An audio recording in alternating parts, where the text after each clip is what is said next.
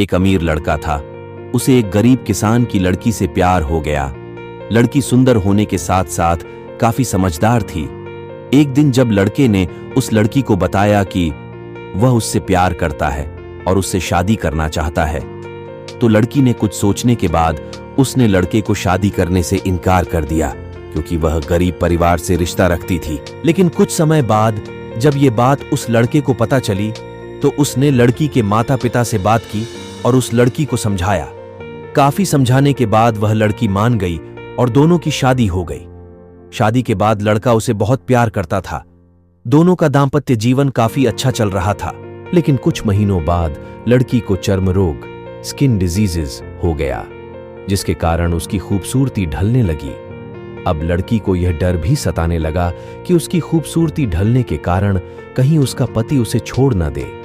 लड़की उस चर्म रोग को ठीक करने का हर संभव प्रयास कर रही थी। समय बीत रहा था और लड़की की खूबसूरती धीरे धीरे ढल रही थी। एक दिन वह लड़का एक काम से दूसरे शहर गया। लड़का जब वहां से वापस आ रहा था, तो उसका रास्ते में एक कार के साथ एक्सीडेंट हो गया।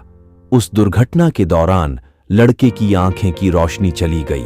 इस दुर्घटना के कुछ समय के बाद उनका जीवन फिर से सामान्य और सुखी बीतने लगा। वह लड़की चर्म रोग की वजह से दिन प्रतिदिन कमजोर और बदसूरत होती गई। लेकिन पति अंधा होने के कारण उनका दाम्पत्य जीवन ठीक चलता रहा और दिखाई न देने के कारण वह लड़का उससे पहले की तरह प्यार करता रहा। कुछ सालों बाद बीमारी के कारण उस लड़की की मृत्यु हो गई। पत्नी की मृत्यु होने के बाद वह लड़का अंदर से दुखी हो गया और वह शहर छोड़कर जाने वाला था। तभी उसके पड़ोसी ने उसे सांत्वना देते हुए कहा, अब आप तो अपनी पत्नी के बिना अकेले पड़ जाएंगे। वह आपका काफी ख्याल रखती थी।